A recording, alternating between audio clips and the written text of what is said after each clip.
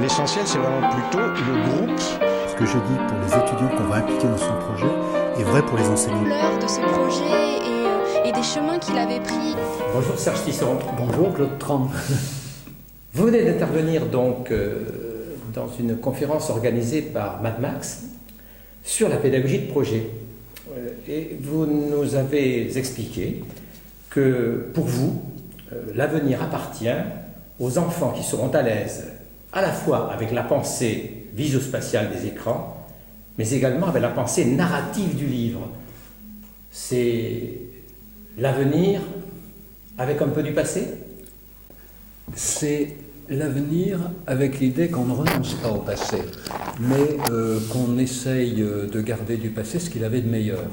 Or, la culture du livre a produit une forme de pensée qui est la pensée narrative, puisque les livres les plus vendus sont des romans. Les romans racontent des histoires.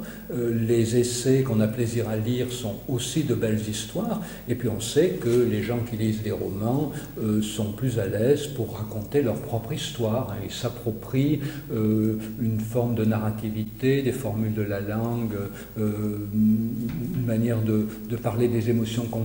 Ils s'approprient tout ça en lisant des récits et ensuite ils peuvent l'utiliser pour raconter leur propre vie. Mais en même temps, la culture du livre a produit des choses terribles, les apprentissages par cœur, l'époque où on faisait... Terrible donc dangereuse, si j'ai bien compris. Terriblement maltraitante, apprendre des listes entières de choses inutiles, qui seront démodées quelques années plus tard du fait de l'évolution industrielle ou de l'évolution politique et économique. Donc la culture du livre a produit le meilleur et le pire. Donc il faut garder le meilleur qui est la narrativité. Et parallèlement, la culture des écrans contient des choses absolument formidables. Moi j'insiste toujours sur le collaboratif. On n'est pas obligé de se retrouver physiquement côte à côte pour collaborer. On peut le faire à travers l'écran, mais ça ouvre des perspectives phénoménales dans tous les domaines. Mais la culture numérique peut produire aussi, malheureusement, le pire, c'est-à-dire la dispersion, le zapping. Voilà, on veut travailler sur un écran lié à un ordinateur, et puis tout d'un coup on trouve, alors lié à Internet, tout d'un coup on trouve que le sujet auquel on est confronté est un peu compliqué. On est tenté d'aller voir des vidéos, et puis on perd son temps, quoi. D'ailleurs, je suis sûr que si on autorisait demain les lycéens à passer le baccalauréat avec Internet, il y en a qui oublieraient qu'ils ont une copie à rendre et ils regarderaient des vidéos sur YouTube. Cette pensée visuospatiale, elle est nouvelle, elle apparaît de façon nouvelle avec les écrans, non ? Non, la pensée visuospatiale a toujours existé chez l'être humain, parallèlement à la pensée liée au langage. Dès que le langage apparaît, ne serait-ce que sous une forme frustre, l'être humain déjà possède ces deux compétences. Quand nos lointains ancêtres qui habitaient dans des abris sous roches allaient chasser, il fallait bien qu'ils trouvent leur chemin. C'était la pensée visuospatiale, ils tuaient des bêtes, ils les ramenaient. Pensée visuospatiale, il fallait retrouver sa maison, son abri. Et puis quand ces premiers chasseurs expliquaient à ceux qui étaient restés dans l'abri sous roche où pouvait se trouver le gibier, il fallait à ce moment-là qu'ils utilisent la pensée narrative. Donc la pensée narrative et la pensée visuospatiale ont toujours coexisté, et la meilleure preuve, c'est que dans les manuscrits enluminés du Moyen-Âge, on s'aperçoit que le récit raconte quelque chose et que les enluminures racontent autre chose. Et ça, c'était avant l'invention de l'imprimerie. Avec l'invention de l'imprimerie, tout a été rabattu sur le texte, et on est arrivé aux manuels que j'ai encore connus quand j'étais enfant, dans lesquels les images ne sont acceptées que comme illustration du texte. Mais aujourd'hui, on s'aperçoit que les images ont leur autonomie. D'ailleurs, j'ai tenu à passer ma thèse de médecine en bande dessinée pour montrer à quel point ces deux formes de communication et même de pensée sont complémentaires. Donc, culture du livre, culture des écrans complémentaires, effectivement, de tout temps, sauf qu'aujourd'hui, peut-être les écrans lui donnent à cette pensée visuospatiale peut-être une part peut-être plus importante. Oui, mais les écrans sont aussi une ouverture sur la culture littéraire, puisqu'on peut aussi bien utiliser une tablette pour lire que pour visualiser un film. L'important, c'est de comprendre qu'il ne s'agit pas de faire alterner, je regarde un film, je lis un roman, je lis un roman. Non, l'important, c'est de travailler les processus qui permettent de passer de l'un à l'autre. C'est-à-dire, je regarde un film, j'essaye de le raconter, voilà. Et d'ailleurs, quand on arrive à bien raconter un film qui nous a plu, à captiver notre auditoire, c'est très gratifiant. On dit, j'ai vraiment fait passer quelque chose. Mais pour arriver à faire passer quelque chose, l'image qu'on a vue, en les racontant, il faut apprendre à raconter. D'où l'importance de la culture culture narrative. Et puis inversement, quand on raconte quelque chose, des fois il y a des gens qui disent « Ah ben ça c'est une bonne idée, tu devrais le mettre en photo », ou tiens, un enfant dit « Tiens, j'ai imaginé que mes petits Playmobil ils pourraient faire ça, très bonne idée, et tiens, tu pourrais le filmer, tu pourrais faire un petit film avec tes Playmobil ». Donc du coup, l'idée, vous voyez, c'est de privilégier les passages d'un domaine à l'autre, en sachant qu'il y en a certains qui sont plus à l'aise avec le visuospatial qu'avec le narratif, d'autres plus à l'aise avec le narratif qu'avec le visuospatial. Mais je crois que dans la mesure où on a tous ces deux possibilités, il faut éviter de s'hyper spécialiser. Donc il faut essayer de les faire travailler en lien l'une avec l'autre. Vous avez été frappé, quand vous avez commencé votre conférence, et vous avez tenu à le dire, par la qualité de l'image qui a été choisie pour cette conférence. Et j'aimerais qu'on y revienne un petit peu, parce que, bon, on ne va pas la décrire, je la publierai sur Educavox bien évidemment, mais en quoi cette image vous a-t-elle frappé et correspond-elle vraiment à ce que vous vouliez dire sur la pédagogie de projet? Alors c'était une belle découverte, j'ignorais cette image avant de venir ici, je la découvre parce qu'elle était donc sur les pochettes qui nous ont été distribuées à l'entrée, et que voit-on? On voit des enfants, 6 je crois, rassemblés, 5 ou 6, rassemblés autour d'une table, donc pas tout à fait ronde, enfin ils sont en cercle autour, et chacun de ces enfants a devant lui un outil numérique. Mais tous les outils numériques ne sont pas les mêmes. Il y en a qui ont un ordinateur, il y en a qui ont un smartphone, il y en a qui ont une tablette, où on ne sait pas si c'est un grand smartphone ou une petite tablette, et d'autres une tablette de taille courante, et donc ils ont chacun leurs outils, et on peut penser que c'est leurs outils personnels. Voilà. Donc deuxième chose importante, ils sont ensemble autour de la table, donc ils travaillent ensemble, et puis troisième chose importante, on voit près d'eux des feuilles de papier, et sur ces feuilles de papier, il y a du texte et des images, des graphiques, des schémas en couleurs, des camemberts.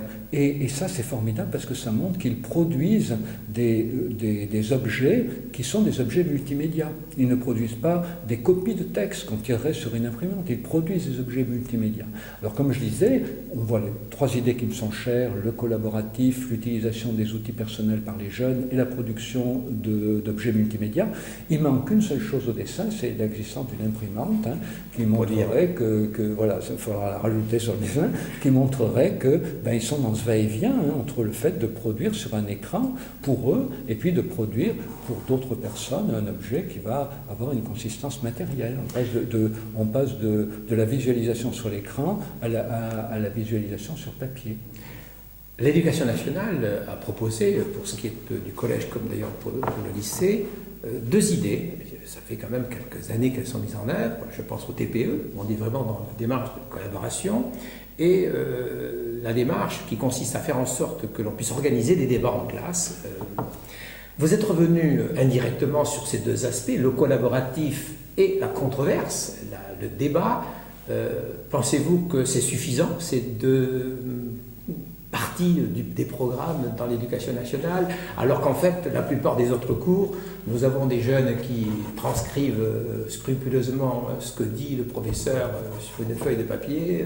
Je pense à des cours de philosophie, je pense à des cours de mathématiques, d'histoire, de terminale. Mais vous savez, le personnel enseignant est extrêmement hétérogène. Il y a des jeunes, il y a des vieux, il y a des gens qui s'intéressent au numérique, il y a des gens qui ne s'y intéressent pas. Donc, il faut respecter les sensibilités de chacun. Déjà, introduire les TPE et introduire le débat, même si ça n'occupe que peu de temps dans la vie de la classe, ça montre aux élèves qu'on prend en compte des choses qu'ils ont envie de faire.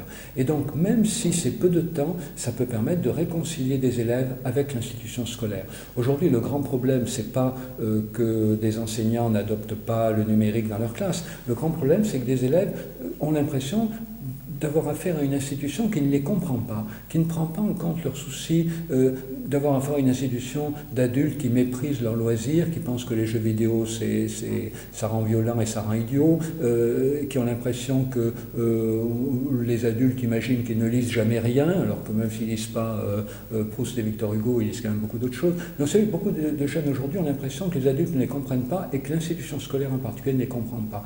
Leur accorder du temps de débat, c'est montrer qu'on se préoccupe de ce qu'ils ont à dire, et je pense d'ailleurs qu'il faudrait ajouter la participation des élèves à la construction du site internet des établissements scolaires. C'est-à-dire ça serait du débat aussi, ça serait de la controverse aussi, mais en images, voilà, en leur expliquant droit à l'intimité, en les cadrant, droit à l'image, etc. Mais ce qui est important, C'est en tout cas aussi qu'à travers le débat et la controverse, même si ça prend peu de temps, on permet de développer deux capacités qu'il faut absolument développer chez les enfants, c'est le goût du débat démocratique et le goût du débat scientifique. Parce que quand même, la démocratie et la science, elles sont construites sur une même base. C'est l'idée qu'on écoute les idées de l'autre, qu'on les prend en compte, qu'on accepte de reconnaître que peut-être on s'est trompé. La base du débat démocratique, c'est ça, et la base de la construction scientifique, c'est ça aussi. Un scientifique qui ne reconnaîtrait jamais qu'il s'est trompé, ça serait quand même très embêtant. On ne pourrait pas dire qu'il serait scientifique. Donc voilà. Donc vous voyez, le débat, la controverse, c'est pas un petit gadget qu'on va mettre pour donner l'impression aux enfants qu'on les comprend. C'est vraiment au cœur de la construction de la démocratie et de la science. Dernière question, c'est un participant qui va la poser, et ça vous a permis de répondre. Je suis absolument pour l'apprentissage du code et du langage de programmation. Expliquez-nous. Ah ben oui, alors, écoutez, moi je joue un peu aux jeux vidéo, je suis sidéré de voir à quel point les jeux auxquels je joue m'imposent des choix qui ne sont pas forcément ceux que j'ai envie de faire. C'est-à-dire, dès que je joue à un jeu vidéo, j'ai des choix multiples, j'en ai de plus en plus. Bientôt, j'aurai plus seulement le choix entre 2 ou 3 éventualités, j'en aurai 10, j'en aurai 15, mais je risque toujours de ne pas avoir celle que j'ai envie de privilégier. Et donc, apprendre le langage de programmation, c'est développer aussi dans son esprit l'idée de s'affranchir des programmations qui nous sont imposées. Et pourquoi c'est si important aujourd'hui? Parce qu'aujourd'hui, nous avons affaire au numérique à travers des tablettes, à travers des logiciels, déjà qui organisent beaucoup nos choix, mais bientôt, nous aurons affaire au numérique à travers les robots. Et avec les robots, encore plus qu'avec les objets numériques, il nous faudra être capable de changer les règles du jeu, d'adapter ces objets à nos attentes, et non pas de nous adapter à ce que les fabricants, en grande partie ce sera les gens de Google, voilà, à ce que les fabricants pourront nous imposer leur propre choix. Ils ont leur philosophie, le transhumanisme, semble-t-il, beaucoup, ils ont leur vision du monde, ils ont leur philosophie, mais ce n'est pas forcément la mienne. Et pourtant, j'ai envie d'utiliser les objets qu'ils fabriquent, mais il faut que j'ai la possibilité de les adapter à mes attentes. Alors, en plus, même sans arriver jusque-là, même sans arriver à l'idée de reprogrammer certains objets, le fait de pouvoir, dans un jeu vidéo, quand on fait courir un personnage, le fait de pouvoir avoir une représentation de l'algorithme qu'il fait courir, le fait de savoir que quand il prend une arme à pleine main, c'est pas le même algorithme que quand il prend un couteau. Et bien, déjà, je pense que ça peut assurer un recul par rapport aux jeux vidéo qui serait extrêmement salutaire, qui éviterait une immersion sans aucune distanciation. L'apprentissage du langage de programmation, c'est aussi une manière d'introduire plus de distance dans la façon dont un élève peut jouer. Et puis, évidemment, si en plus ça permet de développer concrètement le goût des mathématiques, le goût des algorithmes, alors là, c'est formidable. Condition de la liberté et de l'autonomisation. Exactement. Merci beaucoup, Serge César. Merci.